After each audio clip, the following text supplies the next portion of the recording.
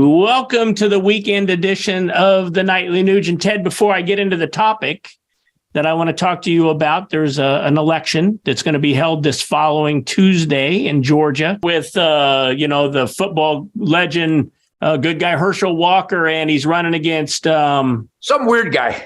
I can't remember the other guy's name off the top of my head, but there's going to be an election down there, and hunters could make the difference down there, Ted. What would you say directly to those folks in Georgia, especially your hunting buddies, that may set this one out? Herschel Walker, Herschel Walker, Herschel Walker, Herschel Walker, Herschel Walker. If you believe in God, family, country, freedom, life, liberty, and the pursuit of happiness, the U.S. Constitution, the Bill of Rights, law and order, I'm telling you, my friends, you can't sit this out. You know, Keith, statistically, if just a meaningful percentage of licensed hunters in Georgia voted their conscience, and I know what their conscience is. It's about law and order. It's about safe streets and neighborhoods. It's about fiscal accountability from our elected employees, not weird stuff, just basic truth, logic, and common sense. If you sit this election out, you cannot complain as they continue to dwindle away at our freedoms. So my hunting friends in Georgia, get out there, because the hunters of this nation are the fist of conservatism. And if we don't engage that fist in this culture war, we will lose. Hunters, you can make the difference. Please do so. Well, that kind of leads me right into the next topic up in Illinois, where there is a lot of hunters. One party seems to have a dominance up there as far as state politics go, really the whole shooting match up there.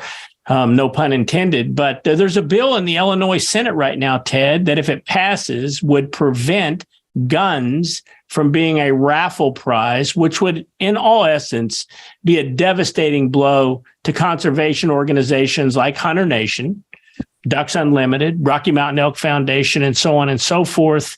What's your take on all that? Well, my take on all that is that these sporting organizations and even car dealerships like Max Motors out there in the heartland, they have given away firearms as gifts and prizes for people who come in and support their entrepreneurial family businesses. And you know that I think it's in the hundreds of thousands of guns that have been prizes and incentives in different sporting and conservation organizations. We're talking tens of thousands, hundreds of thousands of guns, I believe. And guess how many of those have been used in crimes? Zero. So here we're going to go after a non-problem, while Lori Lightfoot, the mayor of Chicago, she has video footage of recidivistic monsters shooting people, and she drops the gun charges with video of smoking guns in the hands of a paroled shooter. She hasn't charged them with a gun crime, but she's going to stop the Ducks Unlimited and Delta Waterfowl, National Wild Turkey Federation, and Hunter Nation, and maybe some bank who would give you an incentive for a new CD. It's unbelievable. The people in charge, they can't get out of their own way, and they are intentionally orchestrating increased crime while they're going after good people. Just like Fidel Castro Jr. up in Canada. He's not charging criminals who commit crimes, but he's going after the farmer's goose gun. It's literally, it's just bizarro world. So everybody, number one, make sure you're a member of the National Rifle Association, Gun Owners of America, and the United States Concealed Carry Association, USCCA. We've got to stand up for our Second Amendment rights now more than ever, because while the liberals and the Democrats in charge of our cities and our jurisdictions refuse to charge smoking gun criminals, they're going after the farmer's goose gun. So these are the indicators of a nation gone nuts when their priorities ignore crime and go after good people. So I hope there's a change coming up, and I hope that we can stop this insanity.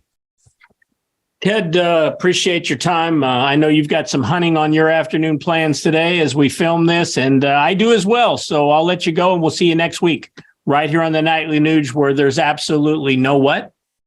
Fake news does not exist in the world of Uncle Ted and Keith Mark. Good hunting forever, everybody. And I do look forward to seeing everybody at Ted Nugent, Real America's Voice Spirit Campfire. You want some truth, logic, and common sense on the end of a crowbar? I'm your daddy.